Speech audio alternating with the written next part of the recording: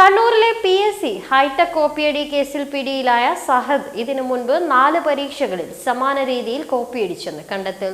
കോപ്പിയടിക്കായി ഉപയോഗിച്ച ലൈവ് ഡിവൈസുള്ള ക്യാമറയും മൈക്രോ ഇയർഫോണും വാങ്ങിയത് ഓൺലൈനിലൂടെ. സഹദിന്റെ കൂട്ടാളി നബീലിനെ ഇന്നലെ പോലീസ് അറസ്റ്റ് ചെയ്തിരുന്നു. സഹദിന്റെ കൂട്ടാളിയായ സബീലിനെ ചോദ്യം ചെയ്തതോടെയാണ് കോപ്പിയടിയുടെ കൂടുതൽ വിവരങ്ങൾ പുറത്തുവന്നത്. ഷർട്ടിന്റെ ബട്ടണിൽ ഘടിപ്പിച്ച മൈക്രോ ക്യാമറയിലൂടെ സബീലിനാണ് സഹദ് ചോദ്യപേപ്പർ നൽകിയത്. പെരളശ്ശേരിയിലെ വീട്ടിലിരുന്ന് സബീൽ കാര്യങ്ങൾ നിയന്ത്രിച്ചു. ഉത്തരങ്ങൾ സഹദിന്റെ ചെവിയിൽ ഘടിപ്പിച്ച മൈക്രോ ബ്ലൂടൂത്ത് ഇയർഫോണിൽ പറഞ്ഞുകൊടുത്തു. IT മേഖലയിൽ ജീവനക്കാരനായ സബീലിന് ഇതിനെക്കുറിച്ച് പരിജ്ഞാനമുണ്ടായിരുന്നു. കോപ്പിയടിക്ക് ആവശ്യമായ ഉപകരണങ്ങൾ ഓൺലൈനിലൂടെയാണ് ഇവർ വാങ്ങിയത്. ഇതിനു മുമ്പ് 4 പരീക്ഷകളിൽ സമാന രീതിയിൽ കോപ്പിയടിച്ചിട്ടുണ്ടെന്നാണ് കണ്ടെത്തൽ.